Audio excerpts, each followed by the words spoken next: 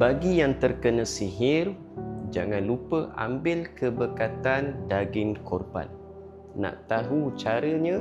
Tengok video ini sampai habis. Jom, cara yang mudah saya ajarkan.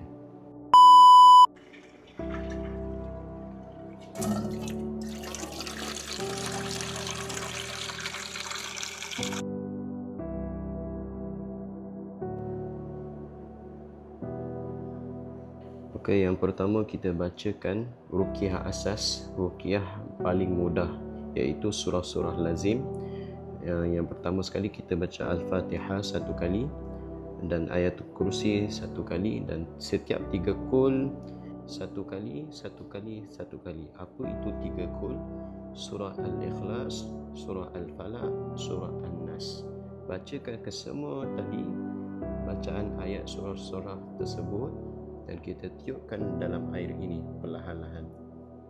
Kita hajati pada air ini, kita niatkanlah untuk penyembuhan segala penyakit makanan ini menjadi kesihatan, kesembuhan yang baik untuk kita. Berkatan daging korban ini menjadi kesembuhan penyakit kita, insya-Allah.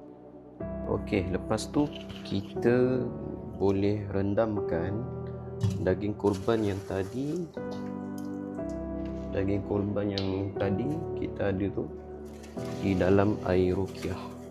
Kita rendamkan daging korban ini di dalam air ruqyah. Direndamkan.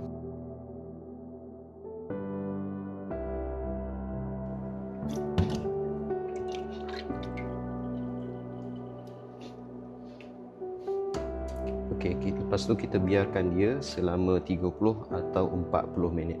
Okey, tadi kita dah rendamkan dia sekitar dalam 30-40 minit. Lepas tu air ruqyah yang tadi kita direndamkan air daging ni, kita cucikan dia. Sambil tu kita selawat Allahumma salli ala sayyidina Muhammad, ataupun selawat syifa 3 kali, ataupun kita baca laisa laha min dunillahi kashifa. Cucikan dia, yang darah-darah yang ada tu kita cuci.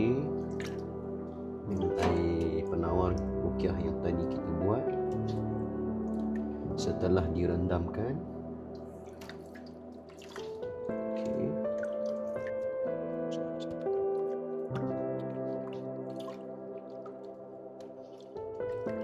Tadi nak buat air ruqyah lebihan pun tak apa, untuk kita buat air rebusan tadi, air daging.